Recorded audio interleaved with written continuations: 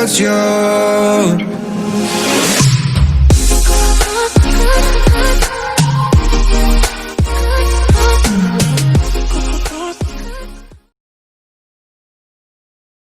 Donc par rapport à l'écoute, que je considère capitale dans la réussite de chacun de nous, l'écoute, puisque on ne vit pas d'une manière isolée, on vit en interaction avec l'autre, donc on ne peut pas s'en passer du vivre en commun. Euh, Dire premièrement qu'il faut distinguer entre écouter le mot et entendre le mot. On peut l'écouter de la même manière ici ailleurs, à Rabat, au Oujda, comme à Marrakech et à Agadir, mais la signification, le sens du mot, il a une autre tournure dans chacune de ces régions. Un. De deux,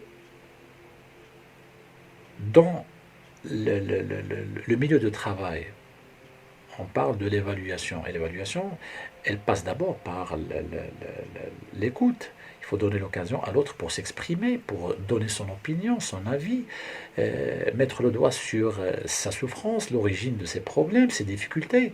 Et à partir de là, au terme de cette prise de parole, je peux avoir une idée sur la base de laquelle je peux construire mon évaluation.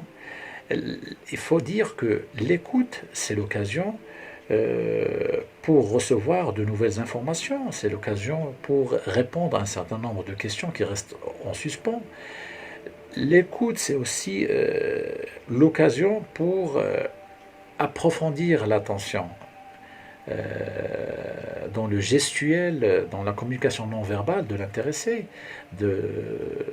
dans la mesure où la communication, il y a la communication verbale et la communication corporelle ou gestuelle, et c'est l'occasion pour voir est-ce qu'il n'y a pas lieu des troubles de comportement qui peuvent apparaître et qui peuvent se confirmer à travers ce lien de communication, ce lien d'écoute qui vient d'être installé.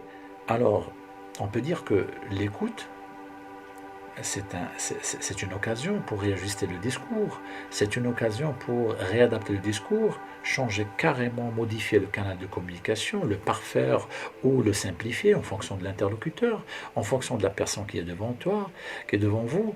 C'est-à-dire, c'est une belle occasion pour se rattraper, pour rectifier le tir. Donc l'écoute, c'est l'occasion aussi de faire participer l'autre, l'écouter, lui faire sentir qu'il est utile, qu'il peut contribuer dans cet édifice. C'est l'occasion aussi même si on est différent, mais à travers cet instrument d'écoute, on peut briser la glace, décloisonner. On peut être différent dans certaines opinions, dans certains avis, mais on peut se rapprocher à travers cet instrument, se rapprocher, se comprendre mutuellement et se compléter. Il faut dire aussi que l'écoute nous permet aussi d'apprendre et de s'enrichir mutuellement. C'est une occasion pour valoriser l'interlocuteur, le valoriser en lui donnant cet espace de dialogue, de discussion, de prise de parole. C'est valorisant. C'est une reconsidération en quelque sorte pour lui. C'est un renforcement de l'estime de soi. C'est capital, c'est capital. Et il faut maintenir cette façon de faire, cette séance, ce dispositif d'écoute, mais d'une manière pérenne. On a besoin de temps en temps de mettre du carburant. Des fois, on a les batteries qui sont à plat et on a besoin de les redémarrer. C'est la vie, c'est la vie. De temps en temps, on a besoin de ce coup de pouce. On a besoin des moments pareils, de discussion, pour, comme j'ai dit tout à l'heure, pour briser la glace, pour décloisonner, pour redonner du souffle à la relation. L'écoute nous permet aussi de se permettre un nouveau départ. Un nouveau départ, que ce soit pour moi personnellement et que ce soit pour mon collaborateur. Nous deux, on peut redémarrer sur de bons rails. C'est l'occasion aussi pour espérer se développer, s'améliorer. Parce qu'on a mis le doigt sur l'origine des problèmes. On a déplié ce qui est noué. C'est aussi l'occasion euh, de penser au changement et de s'inscrire dans le changement. C'est vrai que tout changement est confronté par des lobbies de résistance, mais le changement, il est là. L'humain, il est dans la résistance parce qu'il est dans sa zone de confort, mais petit à petit, il peut s'inscrire dans cette logique de changement s'il sent qu'il y a un apport de soutien, d'accompagnement, de patience, de tolérance. C'est sûr qu'il ne dira pas non, il ne fera pas marche arrière. Il va se projeter euh,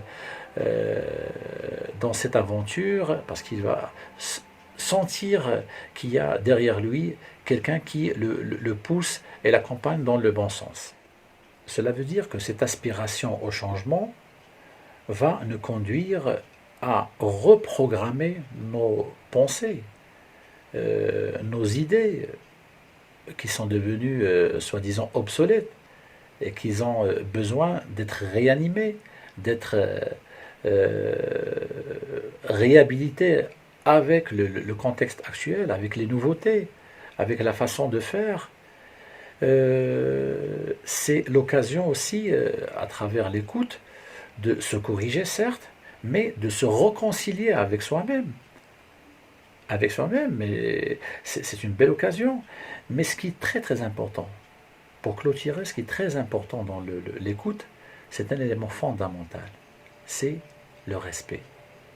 C'est une leçon de respect vis-à-vis de l'autre, vis-à-vis de la personne qui est à côté de nous, et vis-à-vis de nous-mêmes. Donc en se respectant, on respecte l'autre. Pour comprendre une chose, c'est que euh, cette écoute, il n'est pas valable uniquement dans le milieu de travail. C'est valable aussi dans nos relations avec nos parents, dans nos relations avec nos enfants. Il faut respecter son territoire, respecter la liberté de l'autre. Ma liberté se termine là où commence la liberté de l'autre. Sinon, ça va devenir une intrusion, ce qui est intolérable. Même dans la relation entre parents et enfants, il ne faut pas qu'il y ait cette intrusion. Il faut qu'il y ait une gestion un peu modérée, tolérée, raisonnée, tout en laissant une marge de manœuvre à son enfant. Eh ben, c'est la même chose. Dans le milieu de travail, il faut qu'il y ait cette logique de faire, logique de penser. Il faut toujours respecter ce territoire privé de l'autre, lui donner cette occasion de s'exprimer, de donner plus. Et j'ai la certitude, s'il y a cette symbiose et cette compréhension, mais cette compréhension mutuelle,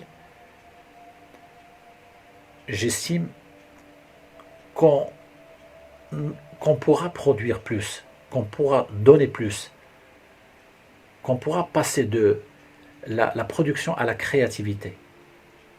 Chacun de nous a un potentiel caché. Il faut tout simplement le gratter, pas dans le sens de la peau, mais dans la profondeur. Parce que superficiellement, on ne peut rien trouver. On peut rarement trouver quelque chose. Il faut donner l'occasion à l'autre pour aller dans sa profondeur, dans son intérieur, l'explorer et l'exploiter davantage, c'est sûr qu'il va faire sortir des miracles. La créativité, elle est dans chacun de nous. Il faut se donner l'occasion, se donner le temps, se donner les moyens et se donner le cadre. Le cadre, c'est d'abord la compréhension, l'écoute et la tolérance, et on pourra sans doute arriver ensemble à relever le défi.